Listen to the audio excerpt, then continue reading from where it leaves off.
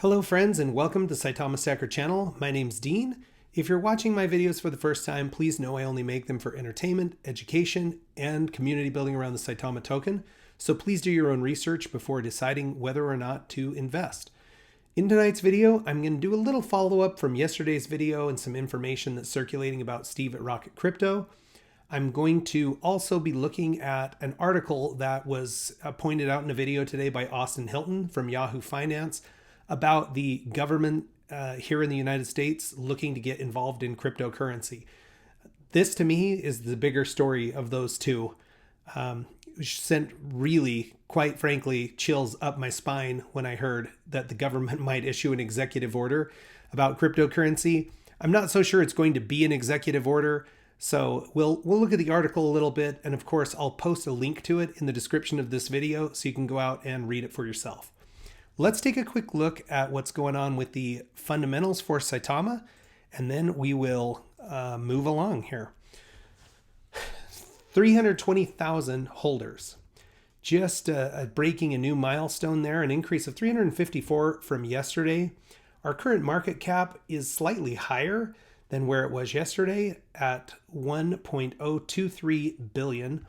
Our rank slips a little to 91st of all cryptocurrencies. And I'm getting that ranking from taking our market cap and sliding it in on the benchmarking system that CoinGecko does for the top 100 cryptos. Our price currently 70233. Volume right almost 16 million. The burn is still sitting at 56.2. Excuse me, I'm tripping on my words today. Burn speedometer would suggest 74 days to burn 1%. That would be 4.93% annually, and our 10-day average for the burn is at 4.65. So not bad. Better than what we've seen here a few weeks back. Total tokens burned in the last 24 hours, 3.8 trillion. All right, so let's take a look at what's going on with Steve at Rocket Crypto. If you haven't seen this, yesterday I shared a tweet from the Saitama official Twitter page that was a letter explaining to the community that Steve at Rocket Crypto would no longer be a part of the development team. That sounded like he was leaving of his own free will, and they were wishing him well.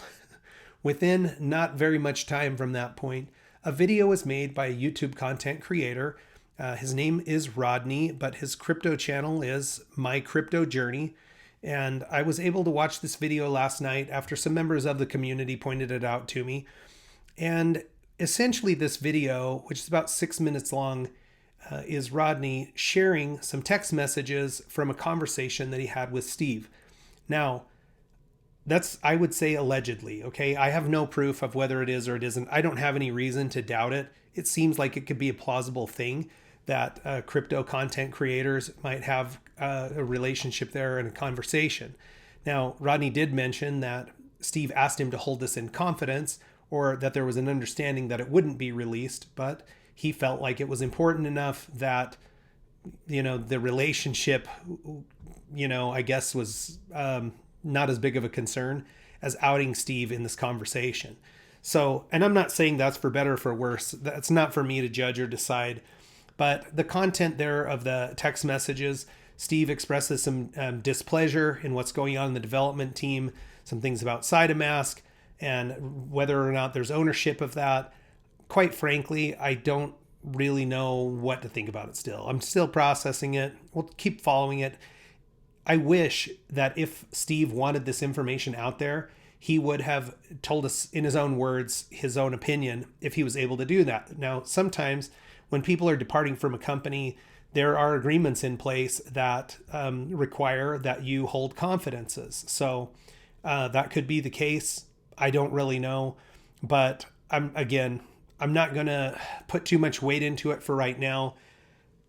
Those of us who've been observing this, I've been watching since August, know that early November, there have been several milestones or targets that were part of the roadmap or announcements from the development team that they haven't been able to complete in a timely fashion, including the most recent launch of Saitamask, which was coming out January 8th. And now we're, several weeks, 2.5 weeks down the road from that date, and it's still not fully functional.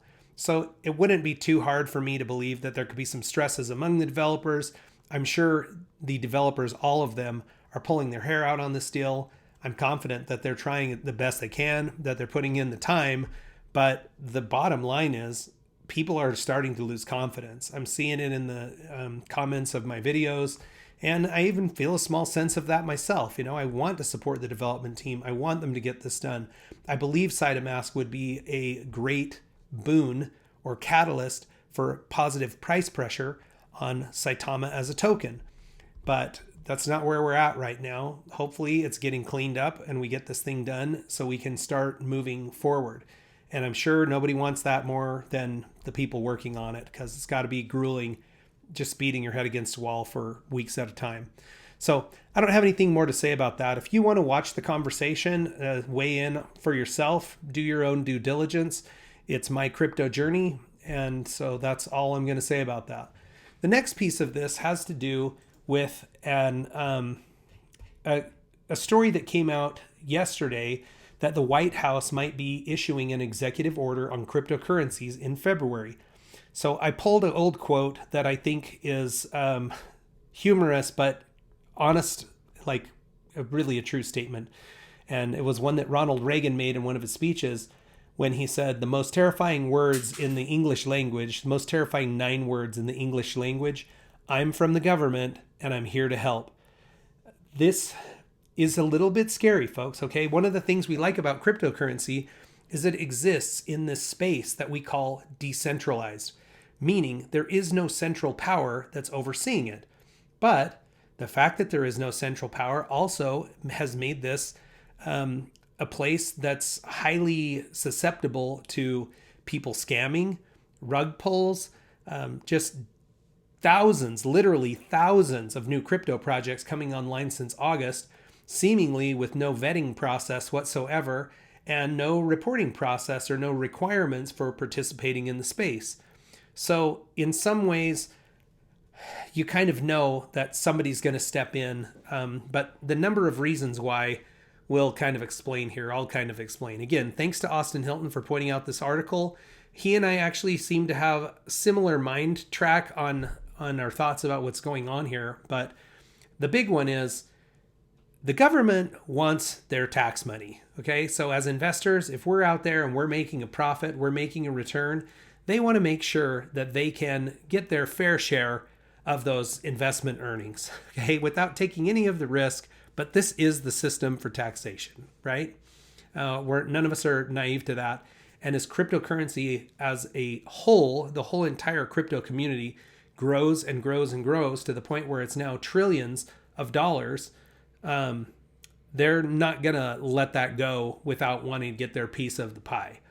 The second piece of this that looks like they're wanting to regulate is what are called stable tokens. So USDT. These are just coins, if you're new to crypto, where if you're investing, the crypto space is highly volatile. So you might move into a project, and when you move out, you have to have a place to park that money. The place people are parking them are in these stable tokens. The stable tokens are pegged to the US dollar. Therefore, they're not volatile. They're right now buying less because of the inflation issues that we're having here in the United States, but they don't fluctuate up and down wildly at any time. Now, banks are generally the organizations in the United States that are responsible for holding the deposits of the US dollars. And they like having those deposits there because that's what they use to generate their loans. So they have to have a certain amount of money on deposit to generate loans.